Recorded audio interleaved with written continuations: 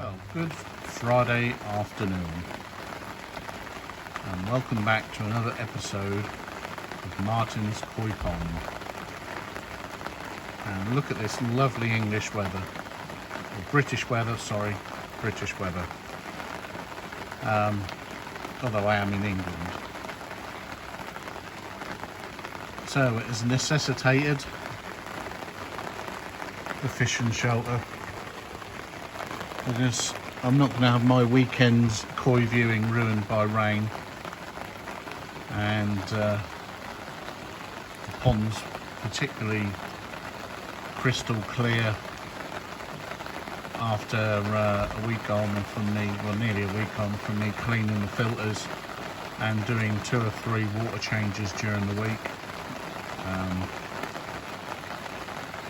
So I think what I'm going to do this week is, because it's long overdue, I don't know if you guys remember a month or so ago I said I'd got on top of the constant flashing of my fish and had sorted that out, and I don't think ever did the video explaining exactly what I've done to get rid of the constant flashing.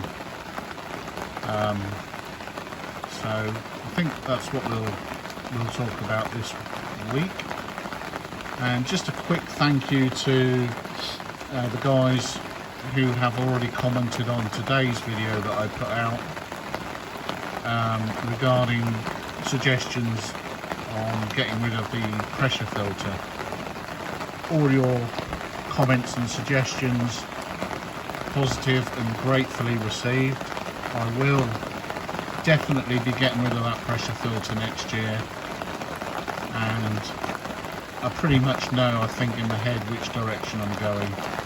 But thank you guys for commenting and explaining how your similar systems work, and for those guys who have also replaced pressure filters. Thank you for your comments. So I'm going to watch my fish in the rain, because it's nearly 4 o'clock, which means the auto feeder is going to go off.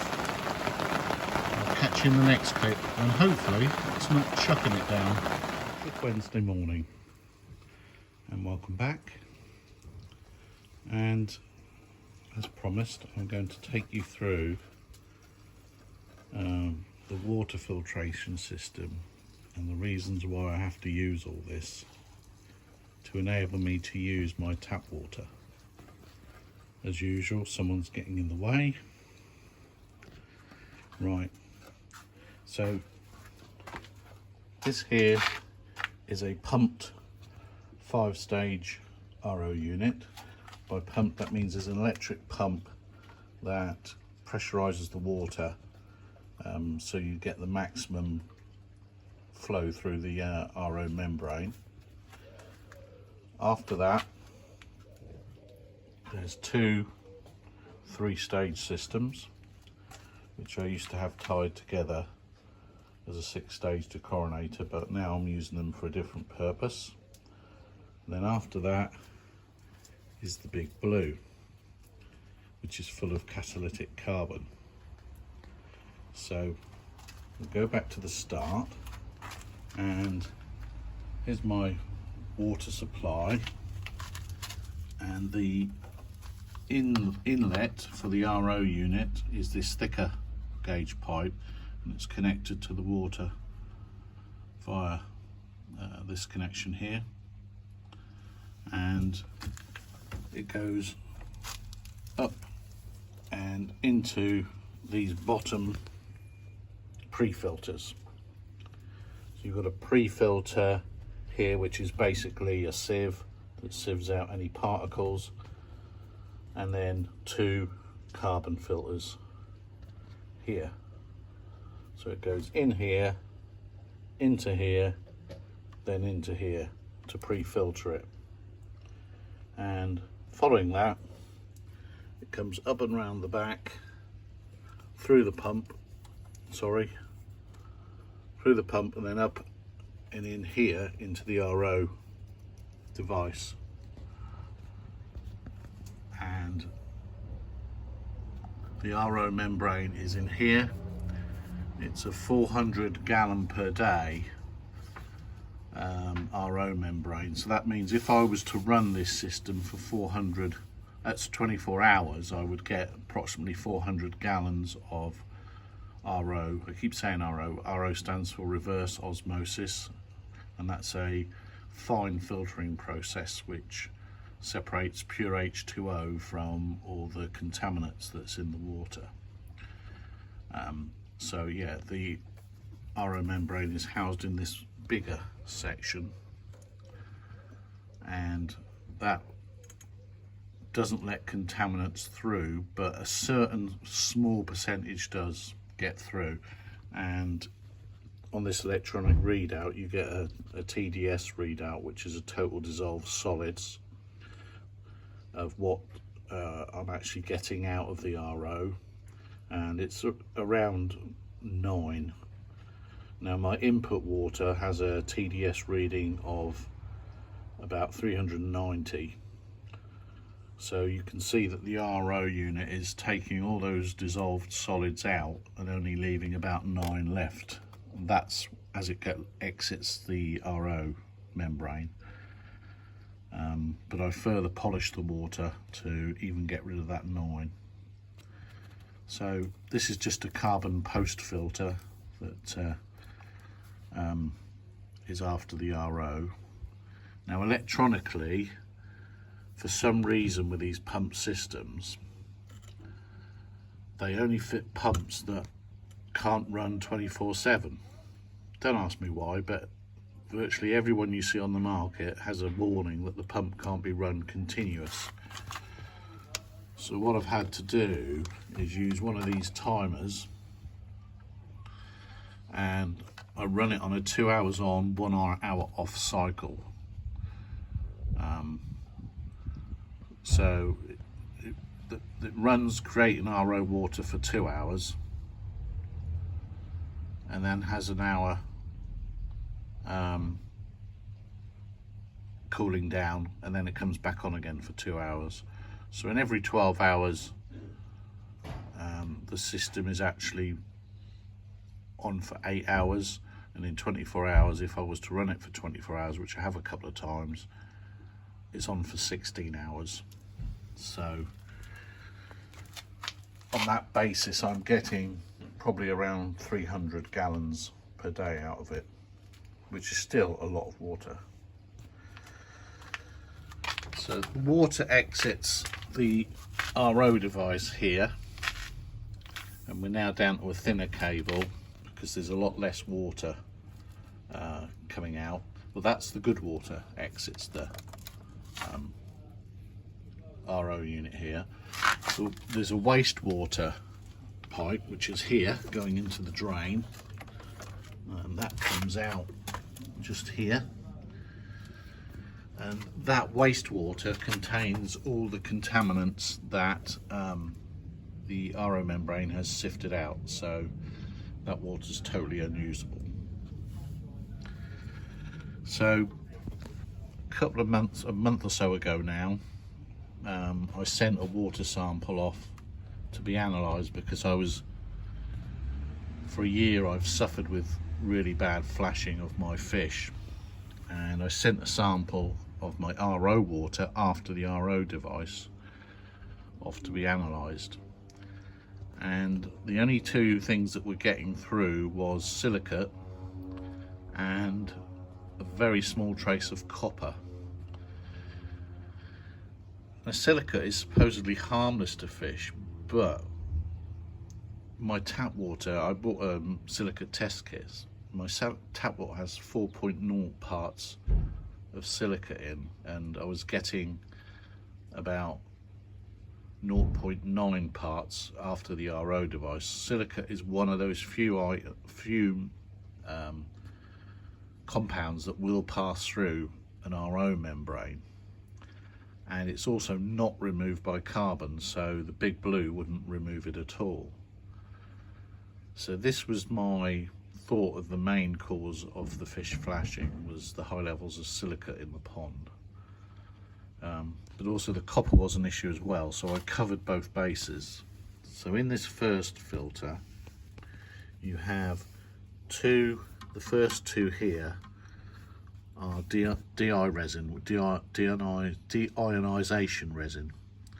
So they polish water, they take out contaminant compounds by an ion exchange process. So they help really get the TDS down. So after it's gone through them two, we're probably talking about only a couple of TDS. Just, you know, a couple of percentage of,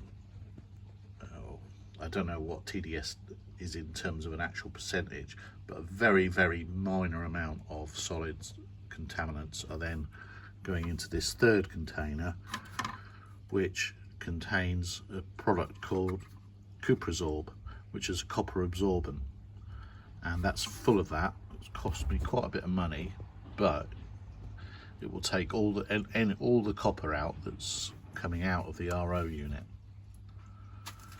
And then the final one here, which runs in sequence after that first one, this final three-stager, contains a product called Rowerfoss, which again is a really good phosphate.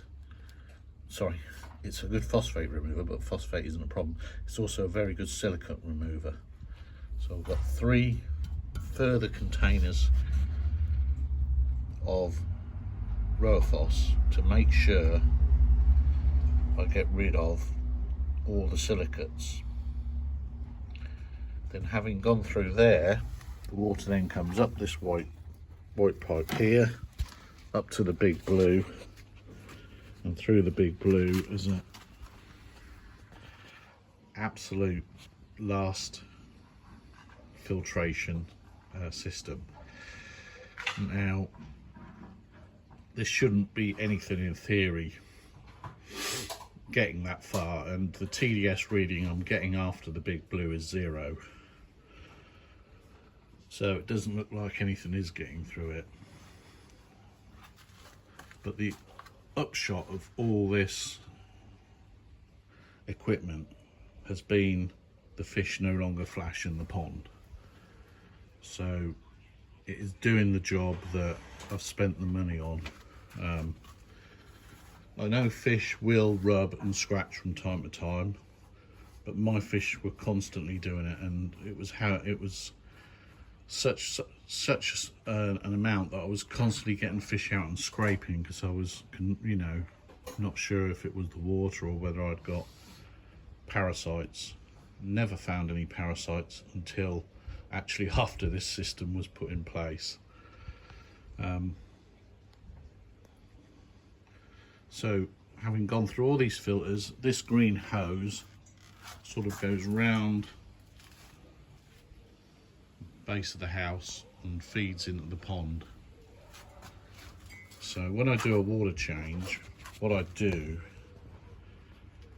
is I do a couple of clean cycles on the pressure filter, which removes about 500 litres of water from the pond. Then I'll run this system for around 8 to 10 hours, and that will replenish all that water I've took out. And I do that probably every other day. So about every other day I'm changing about 500 litres in the pond. So somewhere in the region of 1,500 litres a week of water is getting changed, which is, bear in mind I've got about 9,400 litres in the pond.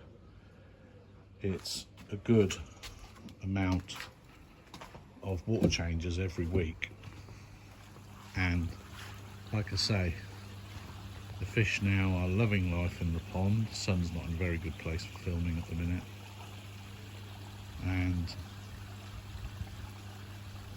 they're doing really well.